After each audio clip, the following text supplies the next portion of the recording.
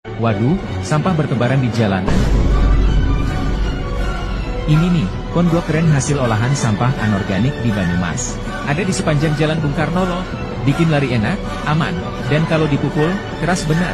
Di tempatmu, sampah jadi apa nih? Olahan sampah terbaik di Asia Tenggara ada di Indonesia. Bahkan ya, negara-negara dari luar negeri datang ke sini cuma buat belajar. Tahu nggak ini di mana? Tempat pertama dari 5 lokasi terbersih dan paling ramah lingkungan di Indonesia, Banyumas. Jujur gue kaget banget pas tahu Banyumas itu salah satu tempat dengan pengolahan sampah terbaik di Asia Tenggara. Karena di tahun 2018 Banyumas itu pernah darurat sampah. Sampah ada di mana-mana termasuk di jalanan juga. Sampai akhirnya menggunung, mencemari lingkungan dan bikin warga rugi. Tapi cuma dalam waktu 5 tahun mereka berhasil bikin negara dari luar negeri datang buat belajar pengolahan sampah. Kok bisa ya? Karena ternyata mereka punya program yang namanya Sumpah Beruang. Sulap sampah berubah uang. Di Banyumas nih, sampah udah nggak diangkut sama pemerintah lagi. Karena ada KSM yang fokus buat ngolah sampah ini. Warga di Banyumas tuh bayar pengolahan sampah ke mereka, guys. KSM ini bakalan ngumpulin, milah, ngolah sampah semua jadi barang berguna dan bisa dijual lagi. Contohnya, sampah organik atau sisa makanan bisa dijadiin pupuk atau pakai ulat buat jadi pakan ternak. Ada juga sampah yang bisa dijadiin bahan bakar atau RDF buat mengganti batu bara loh. Nah, kalau plastik bisa jadi atap rumah, paving block. Kerennya lagi nih, warga Banyumas bisa jual sampah mereka ke KSM. Sampah plastik bisa dijual sampai Rp6.000 per kilo dan organik bisa sampai Rp500 per kilo. Ayo, siapa nih yang baru tahu kalau di Indonesia ada sistem pengolahan sampah sekeren Banyumas? Ini jadi bukti dan harapan kalau Indonesia juga bisa. Kira-kira daerah lain juga bisa ngikutin Banyumas nggak ya? Lanjut nanti.